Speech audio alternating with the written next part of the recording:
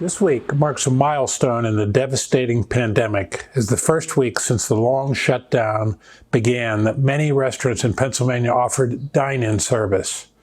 Throughout the 17 counties that went green on Friday, restaurants opened under the first phase of restaurant reopening guidelines. I'll touch on this a bit more later. In national news, the tragic death of George Floyd sparked protests across the country. Sadly, some cities in Pennsylvania fell prey to looting and violence, most notably Philadelphia. On a much brighter note, the nation's leading infectious disease expert, Dr. Anthony Fauci, said that it's doable that the United States could have a viable coronavirus vaccine by January. It has been widely believed that the vaccine is a necessary prerequisite to returning to normal, so this is certainly good news. In other good news from Washington, by unanimous consent, the Senate passed the Paycheck Protection Program, PPP, Flexibility Act that I spoke about last week. This critical piece of legislation extends the expense forgiveness from 8 to 24 weeks, reduces the payroll portion to 60%, increases the loan repayment period for any portion of the PPP that is not forgiven from 2 to 5 years. It allows payroll tax deferment for PPP recipients and extends the June 30th rehiring deadline. Speaking of grants, the PRLA, and specifically Government Affairs VP Melissa Bova, is working on state legislation to create a grant program for the hospitality industry. Funding would come from the recovery money that the Commonwealth received from the CARES Act. Watch your daily update for news on this. This week, the PA House Tourism and Recreational Development Committee held an informational hearing on the safe reopening of Pennsylvania's tourism and hospitality industry.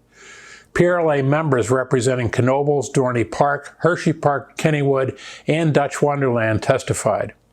Also, PRLA Lodging and Tourism Committee co-chair Lisa Rager from Visit Johnstown, and of course, yours truly provided testimony. Today, 16 more counties went to the green phase of reopening, and all other counties will be in yellow. We were able to secure outdoor dining in yellow, and that also begins today statewide, with the exception of Philadelphia, which will hopefully follow shortly. A notable part of the outdoor dining provision is that the PLCB is granting licensees an expedited expansion of premises to serve drinks as well as food in the expanded outdoor premise at no charge. The link to complete this process is on the PRLA COVID-19 Information and Resource page. Back in Philadelphia, Councilman Daum and Heenan are planning to introduce legislation that would streamline the extension of premises process onto city sidewalks and streets for restaurants. In PRLA news this week, we conducted an encore presentation of the Food Service Reopening Guidance webinar. Several hundred more people participated in that session. PRLA chairman and Victory Brewing Company founder Bill Kowaleski hosted a chapter president's call, at which time the group discussed PRLA plans and what's happening in chapters across the state. The Lehigh Valley chapter hosted a terrific virtual town hall meeting at which reopening best practices were shared. And that brings me to my closing comments for this week. We just completed our first full week of restaurant operations in green counties in over 2 months. We have heard from some operators who are concerned because the reopening standards are too stringent and, quote, make it impossible to operate, end quote. The first phase of reopening orders for Pennsylvania, relative to most states and all the Northeast states, are the most well-balanced and reasonable, considering what health professionals advise about dealing with COVID-19. For the first week back, restaurants reported brisk sales, and one noted that this week's sales exceeded those of last year during the same period, even while observing the 50% capacity and the social distancing standards. Some restaurants did not open, saying they couldn't operate at less than 100% capacity.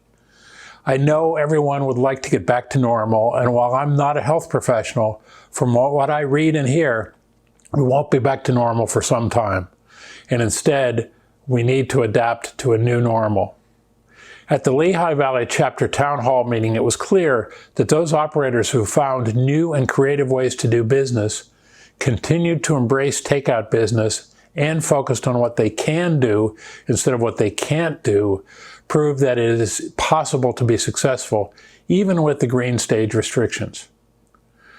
Let me conclude today with a quote from the late Randy Pausch, Carnegie Mellon University professor, who delivered now famous The Last Lecture shortly before succumbing to pancreatic cancer. Professor Pausch said, "It's not about the cards you're dealt, but how you play the hand." The operators at the Lehigh Valley Chapter Town Hall meeting certainly figured out how to play the hand. I'm John Longstreet. Thanks for tuning in to another edition of It Happened This Week. I'll see you next week.